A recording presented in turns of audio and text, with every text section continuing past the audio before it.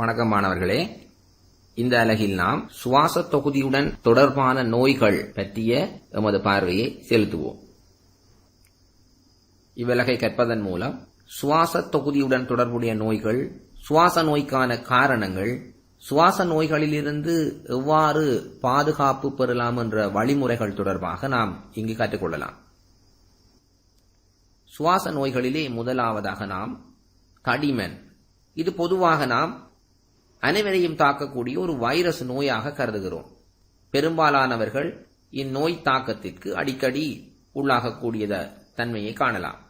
இது ஒரு நிரந்தரமான நோய் அல்லாதவிடினும் பெரும்பாலானவர்களை காலநிலை மாற்றங்களுக்கு ஏற்ப இந்நோய் பீடிக்கப்படுவது நாம் எல்லோரும் அறிந்ததே. அந்த வகையில் இது ஒரு வைரஸ் நோய்க்காரணியினால் ஏற்படும் நோயாக அமைவதனால் இவ்வகையான வைரஸ் நோய்க்காரணிகளினை மருந்துகள் மூலம் நாம் அழித்துவிட முடியாது.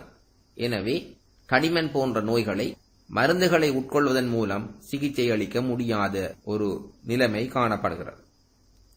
பெரும்பாலும் தூசி, பனி போன்ற வைரசுக்கு உகந்த நிலைமைகளை தவிர்ப்பதன் மூலம் இந்நோய் நிலைமைகளிலிருந்து நாம் பாதுகாப்பை பெற்றுக் கொள்ளலாம். இது தடிமன் எனப்படும் ஒரு வகை சுவாச நோய். அடுத்ததாக நாம் பிடிசுரம் அல்லது நியூமோனியா எனும் சுவாச நோய் பற்றி பார்ப்போம். இங்கே தொற்றுக்குள்ளான சுவாச பைகள் இரண்டு வெவ்வேறுபட்ட படங்களிலே உங்களுக்கு காண்பிக்கப்படுகிறது. பெரும்பாலும் நீடித்த தடிமன், இருமல் போன்றன இந்நோய் நிலைமைக்கான காரணமாக அமைகின்றன. இந்நோயானது பெரும்பாலும் வைரஸ் அல்லது பாக்டீரியா போன்ற நுண்ணங்கிகளின் தொற்று காரணமாக ஏற்படுவதாக கண்டறியப்பட்டுள்ளது. இவை சுவாச பையில் தொற்று ஏற்படுவதுடன் சுவாச பையில் திரவம் சேர்வதற்கான நிலைமையும் இங்கு காணப்படக்கூடியதாக அமைந்துள்ளது. இந்நோய் நிலைமைக்கான ஒரு ஆதாரமாகும். இது சுவாச தொகுதி சார்ந்த பிடிசுரம் எனப்படும் ஒரு நோய் நிலைமை.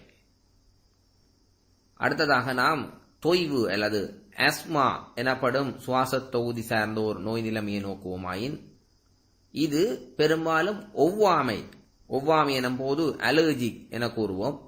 அந்த ஒவ்வாமை காரணமாக ஏற்படும் நோய் நிலைமையாக இந்த ஆஸ்மா எனப்படும் நோய் நிலைமை காணப்படுகிறது. பெரும்பாலும் வழியில் உள்ள தூசி, தாவரங்களினுடைய மகரந்த மணிகள், மரத்தூள், விலங்குகளுடைய உரோமம், புகை போன்ற காரணிகளினால் ஒவ்வாமை நிலைமை ஏற்படுவதற்கு வாய்ப்பாக அமைகிறது. ஒவ்வாமை காரணமாக இந்த சுவாச பாதையான வாதநாளியின் உட்புறம் வீக்கமடைகிறது. இவ்வாறு வாதநாளியின் உட்புறம் வீக்கமடைவதனால் வாதநாளியின் உட்துவாரத்தின் பருமன் குறைவடைகிறது. இதனால் இந்நோயாளிகள் சுவாசிப்பதற்கு சிரமப்படுவர். இது ஆஸ்மா நோயாளிகளின் ஒரு நோய் வெளிப்பாடாக அமையும். பெரும்பாலும் இவ்வகையான நோயாளிகள் சுவாச வழி மூலம் உள்ளிழுக்கும் பம்பிகளை என அழைப்பார்கள். அவ்வகையான பம்பிகளை வாய் மூலம் உறிஞ்சுவதன் மூலம் மருந்துகளை பெற்று இந்நோய் நிலைமைகளில் இருந்து தற்காலிக தீர்வினை பெற்றுக்கொள்வதை நீங்கள் காணலாம். இங்கே பம்பி ஒன்றை பயன்படுத்தி ஒரு சுவாச நோயாளி எவ்வாறு அந்த ஆஸ்துமா நோய்க்குரிய சிகிச்சையை பெற்றுக் கொள்கிறார் என்பதனை இந்த படத்தின் மூலம் நீங்கள் கண்டுகொள்ளலாம். இதை நீங்கள் அன்றாட வாழ்விலும் கண்டிருக்கக்கூடும். இன்னொரு வகையான சுவாச நோய் புரோன்ஹைட்ரிஸ் அல்லது சுவாச பை குழாய் அழற்சி எனப்படும் ஓர் நோய் நிலைமையாகும். இந்நோய் நிலைமையும் பெரும்பாலும் பாக்டீரியா, வைரஸ் போன்ற நுண்ணங்கிகளின் தொற்று காரணமாகவே ஏற்படுகிறது. இந்நோய் காரணமாக குரல் வளைப்பகுதி தொற்றுக்கு உள்ளாவதனால் குரலை வெளிப்படுத்துவதில், அதாவது கதைப்பதில் சிரமமாக இருக்கும். பெரும்பாலும் நாம் தொண்டை அடைத்து விட்டது என இந்நோய் நிலைமையை வெளிப்படுத்துவோம். கடுமையான இருமல், சுவாசிப்பதில் சிரமம் போன்றன இந்த நோய் நிலைமையின் அறிகுறிகளாக காணப்படுகிறது. இது சுவாசப்பை குழாய் அழற்சி நோய் நிலைமையாகும். அடுத்து நாம் காச நோய், டியூபர்குலோசிஸ் எனப்படும் ஓர் சுவாச நோய் நிலைமையை அவதானிப்போமாயின், நோய்க்கான காரணி ஒரு வகையான பாக்டீரியாவாக காணப்படுகிறது. இங்கே பாக்டீரியாவின் ஒரு நுணுக்கு காட்டியினூடாக பெருப்பிக்கப்பட்ட படம் காட்டப்பட்டுள்ளது. இப்பாக்டீரியா சுவாச பையில் தொற்றி அதனுடைய எண்ணிக்கையை அதிகரிப்பதற்காக பெருக்கமடைந்து சுவாசப்பை இழையங்களை சிதைவடைய செய்து விடுகிறது. இச்சிதைவடைந்த சுவாசப்பை இழையங்கள் குருதி கலந்த நிலையில் சளியாக வெளியேறுவதனை இந்நோயாளிகளில் நாம் அவதானிக்க முடியும். காச நோயின் அறிகுறிகளாக நோக்குவோமாயின் மெலிவான உடல் அமைப்புடையதாக இவர்கள் காணப்படுவர். உடல் மெலிந்து காணப்படும். பெரும்பாலும் அடிக்கடி காய்ச்சல் ஏற்படக்கூடும்.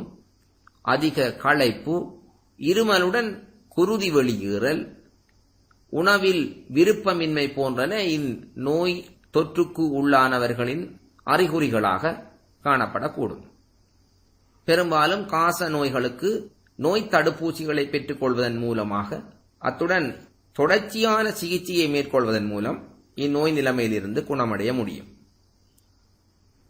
சுவாசம் சம்பந்தப்பட்ட நோய் நிலைமைகளில் அடுத்ததாக புகைத்தலினால் ஏற்படக்கூடிய நோய் நிலைமைகளை நாம் நோக்குவோமாயின், சிகரெட் புகையில் உள்ள கார்பன் மோனாக்சைடு வாயு CO என அழைக்கப்படும் அவ்வாயு குருதியில் உள்ள ஈமோகுளோபினுடன் அதிக நாட்டமுடையது.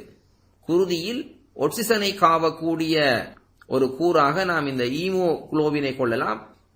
ஈமோகுளோபின் ஆக்சிஜனுடன் சேரும் ஆற்றலை விட கார்பன் ஓராக்சைடுடன் மிக அதிக அளவில் சேரும் ஆற்றல் உடையது.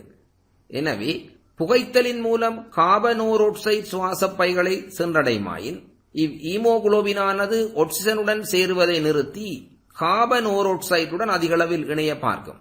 இதனால் குருதி மூலம் காவப்படும் ஆக்சிஜன் அளவு குறைவடையும். அதைவிட சிகரெட் புகையில் நிக்கோட்டின் எனப்படும் ஒரு வகையான நச்சு பதார்த்தம் காணப்படுகிறது. நிக்கோட்டின் இதய துடிப்பு வேகத்தை தற்காலிகமாக தூண்டும். இவ்வாறு இதய துடிப்பு வேகம் அதிகரிப்பதனால் குருதியில் அமுக்கம் தற்காலிகமாக அதிகரிக்கும்.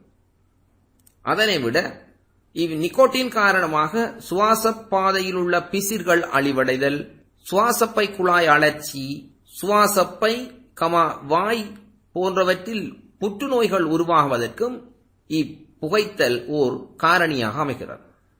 எனவே புகைத்தலானது சுவாசம் தொகுதி சார்ந்த பல்வேறுபட்ட நோய்களை ஏற்படுத்தக்கூடிய ஓர் தீய பழக்க வழக்கமாக அமைகிறது.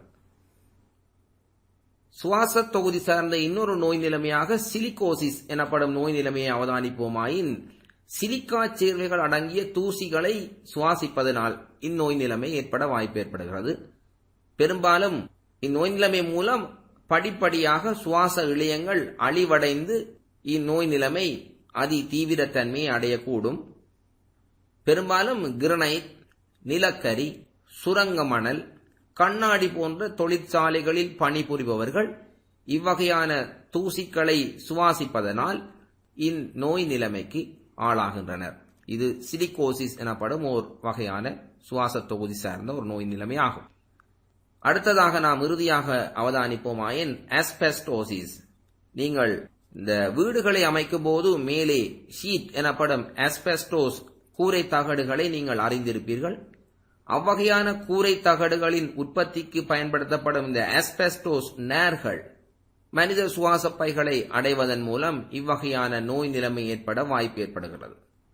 இவை சுவாச பையில் சேர்வதன் மூலம் முதலில் குறிப்பிட்டவாறே சுவாச இழையங்கள் அழிவடைய வாய்ப்பு ஏற்படுகிறது. நல்லது மாணவர்களே, நாம் சுவாச தொகுதி சார்ந்த நோய் நிலைமைகளையும் அவற்றின் அறிகுறிகளையும் அந்நோய் நிலைமைகளிலிருந்து எவ்வாறு எம்மை பாதுகாத்துக் கொள்ளலாம் என்பது தொடர்பாகவும் இவ்வலகிலே கற்றுக்கொண்டோம்.